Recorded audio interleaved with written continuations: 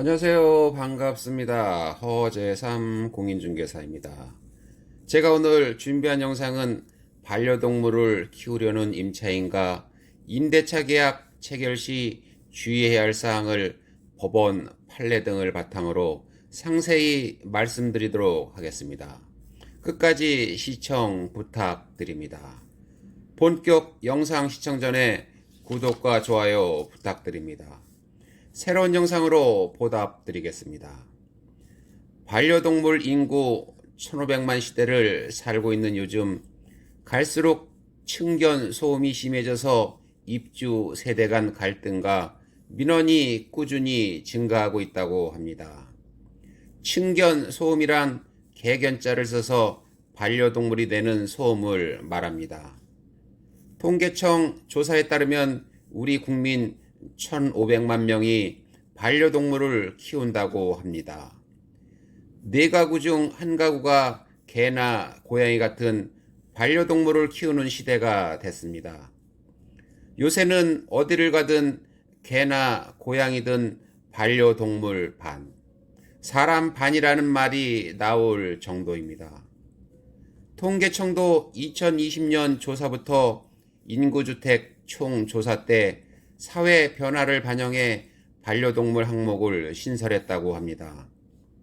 또한 반려동물을 대상으로 동물 학대 방지 관련 업무를 수행하거나 사육, 혹은 시터, 교육 훈련 등의 다양한 분야의 전문 지식을 배우는 민간 자격증인 반려동물 관리사 자격증도 있습니다.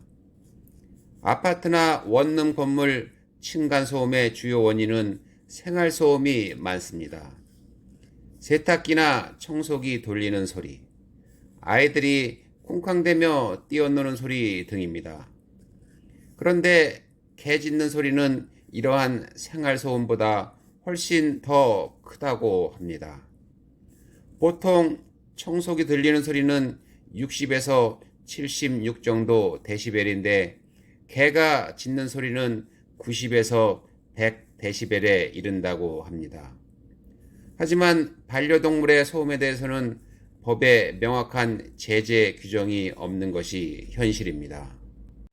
현행 법은 사람이 내는 소리만 소음으로 인정하기 때문에 동물들이 짖는 소리에 대해서는 처벌할 수가 없다고 합니다. 물론 각 지방자치단체들도 반려동물 주인들을 대상으로 한 펫 티켓 교육 강좌를 열고 있다고 합니다. 반려동물은 키우는 사람들에게는 큰 기쁨을 주지만 평소 동물만 보면 식은땀이 나는 동물 공포증을 가지신 분들에게는 반려동물이 혐오의 대상입니다.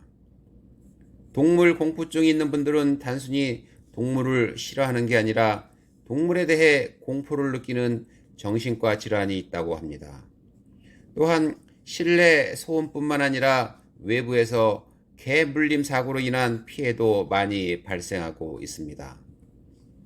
지난 2월 개정된 동물보호법에 따르면 생후 3개월이 지난 반려동물과 외출할 경우 주인은 2m 이내에 목줄이나 가슴줄을 채워야 합니다.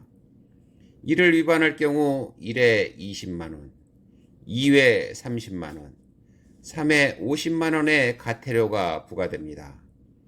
그렇지만 이러한 규정이 있는지조차 모르고 목줄 없이 반려동물을 데리고 다니는 경우도 흔히 보게 됩니다. 소방청 자료에 의하면 최근 5년간 개물림 사고로 병원에 이송된 환자가 1만 1,152명이라고 합니다. 환자의 70% 이상이 반려견에 의한 사고라고 합니다. 반려견으로 인한 사망사고나 심각한 부상도 자주 발생하곤 합니다.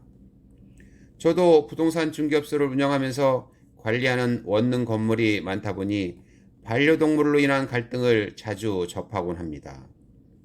처음에 입주할 때는 반려동물을 키우지 않는다고 했다가 다른 세대 민원이 들어와 확인해보면 지인이 잠깐 맡겨놓아서 키운다고 하는 분들도 종종 있습니다. 더 심각한 문제는 임차인이 계약기간 만료로 퇴실해서 집 내부를 확인해보면 반려동물로도 설비 파손이나 벽지 손상 등을 보게 됩니다. 또한 집안 곳곳에 동물 냄새가 벽지에 배어 있거나 곳곳에 털이 많이 쌓여 있는 것도 보게 됩니다. 이러한 갈등을 없애려면 임대차 계약서 작성 시 꼼꼼하게 특약사항을 작성해야 합니다. 먼저 임차인이 반려동물과 동반으로 입주한다고 하면 세대 내에서 키울 수 있는지 없는지부터 명확하게 결정해야 합니다. 또한 계약기간 만료 후 퇴실 시 내부 설비에 이상이 생겼을 때 어디까지 변상을 할 것인지, 반려견으로 인해 지속적인 민원이 발생했을 때 임차인이 반려견을 어떻게 조치할 것인지에 대한 사항을 확실하게 명기해야 할 것입니다. 저도 예전에 원룸 건물에서 반려견을 키우다가 민원이 발생하여 동물병원으로 입양을 보냈던 경험도 있습니다. 견주의 입장에서는 참 가슴 아픈 일입니다. 또한 단순히 임대차 계약서 특약사항에 반려동물 사육금지라는 문구만으로는 임대차 계약을 종료하고 임차인을 내보내기도 쉽지 않습니다. 계약서상에 단순히 반려동물 사육금지라는 문구만으로는 임대차 계약 해지 사유가 되지 않는다는 법원 판결도 있습니다. 따라서 임대인은 임차인의 반려동물 사육을 금지하려면 계약서 특약사항란에 임차인은 입주 시 애완동물 사육을 금지하며 이를 위반할 경우 임차인은 임대차 계약 기간 만료 전이라도 퇴실하기로 한다라는 확실한 문구를 기재해야만 분쟁과 갈등을 예방할 수 있습니다. 제가 오늘 준비한 영상은 여기까지고요.